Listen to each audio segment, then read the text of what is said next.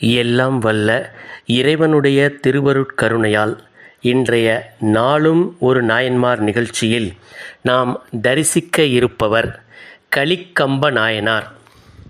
கலிக்கம்ப நாயனார் என்பவர் சைவ சமயத்தவர்களால் பெரிதும் மதிக்கப்படும் 63 நாயன்மார்களில் ஒருவராவார். நடுநாட்டில் வளங்கள் சிறந்த பழம்பதியான ஊர் திருப்பென்னாகடம். அந்த ஊரில் வணிகர் குலத்தில் அவதரித்தவர் கலிக்கம்ப நாயனார்.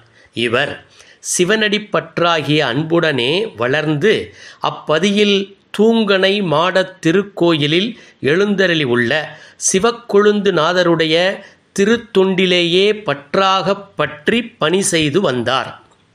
சிவனடியார்களுக்கு விதிப்படி இனிய திரு அமுது ஊட்டி அவர்களுக்கு வேண்டுவன எல்லாம் இன்பம் பொருந்த அளித்து வந்தார். ஒரு நாள் வழக்கம் போல திரு அமுது உண்ண வந்த அடியார்களின் திருவடிகளை தன் மனைவியார் நீர் வார்க்க தாம் விளக்கிக் கொண்டிருந்தார். அப்பொழுது முன்பு தன்னிடம் பணியாளராய் இருந்து பின்னர் தமது ஆணையை வெறுத்துச் சென்ற ஒருவர் சிவனடியாருடைய திருவேடத்துடன் அங்கு வர அவரது திருவடியினை விளக்குவதற்கு நாயனார் அவரது அடியினை பிடித்தார்.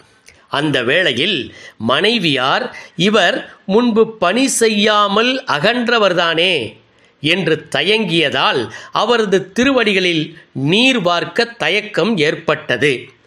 அப்போது நாயனார் தன் மனைவியாரை பார்த்து அவரது கருத்தை அறிந்து நீர்க்கலசத்தை அவரிடமிருந்து வாங்கி கொண்டு பொய்யனாக இருந்தாலும் சிவனடியார் வேடம் தரித்து வந்தவருக்கு தொண்டு செய்யாத தனது மனைவியாரது கைகளை தனது வாளினால் வெட்டிவிடுகிறார்.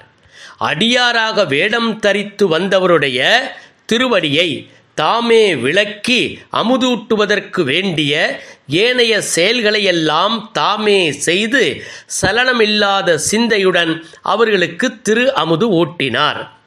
நெற்றியில் திருநீர் அணிந்து சிவனடியாராக வரும் எவரையும் வணங்கி மகிழும் கலிக்கம்ப நாயனாரின் செயலைக் கண்டு மகிழ்ந்த சிவபெருமான் கலிக்கம்ப நாயனாருக்கு அருள் புரிய நாயனார் ஈசனின் திருவடி நீழலை அடைந்தார்.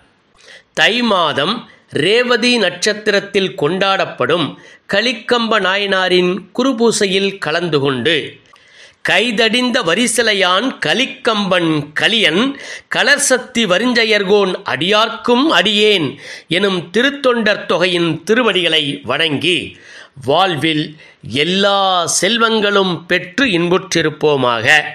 மீண்டும் மற்றுமொரு நாளும் ஒரு நாயன்மார் நிகழ்ச்சியின் ஊடாக உங்கள் அனைவரையும் சந்திக்கும் வரை அன்பு வணக்கம் கூறி விடைபெறுவது குறைவில்லா அன்புடன் கொத்தமங்கலம் லேனா.